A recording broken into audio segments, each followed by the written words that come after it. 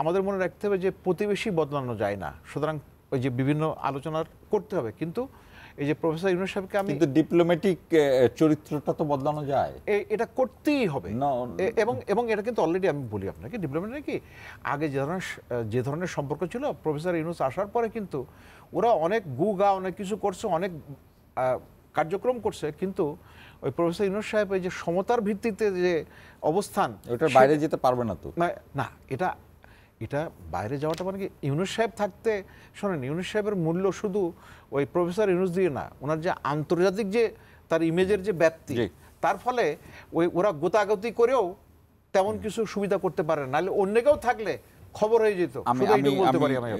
একদম একটু সুলতান মাহমুদ, আপনার হাতে আছে 1 মিনিট, আপনি একটু বলবেন। আপনি যেটি বলছেন সেটি হলো যে দেখেন, আমাদের নির্বাচন কমিশন আইন, যেটিকে আমরা বলি গণপ্রতিনিধিত্ব আইন 1972, সেটিতে এ যাবৎকাল পর্যন্ত 18 বার সংশোধন হয়েছে।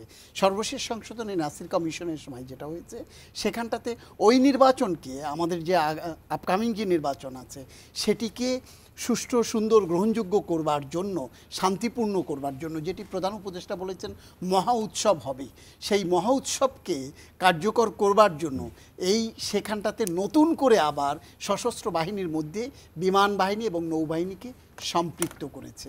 এটির হলো যাতে, এবং সম্ভবত নির্বাচন কমিশন সেই ক্ষমতাটা পেয়েছে যে তারা নিজেরাই এটাকে ডিপ্লয় করতে পারবে। হ্যাঁ, সেটি কেন নির্বাচন কমিশন তখন ক্ষমতাটা পাবে, যখন আপনার তফসিলটা ঘোষণা হয়ে যাবে, তখন নির্বাচন কমিশন তাদের মতো করে কাকে কোন জায়গায় করতে লাগবে, নৌবাহিনীকে কোথায় দেবে, সেনাবাহিনী কি বলে, বিমান বাহিনীকে কোথায় দেবে। ছোট প্রশ্নটা ছিল, এইটারই ডেফিনেশনটা মুছে দিয়েছিল কেন?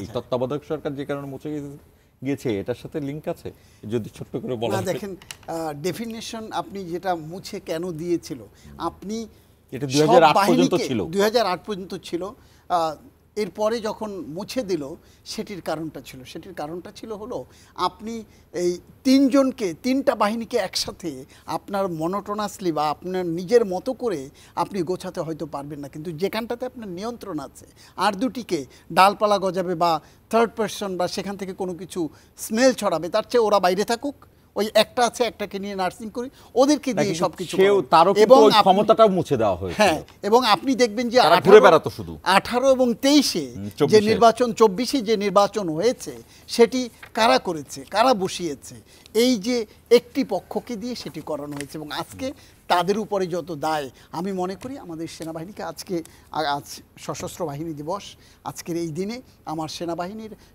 যারা আছেন তাদের প্রত্যেকের প্রতি সশ্রদ্ধ সালাম এবং শুভেচ্ছা।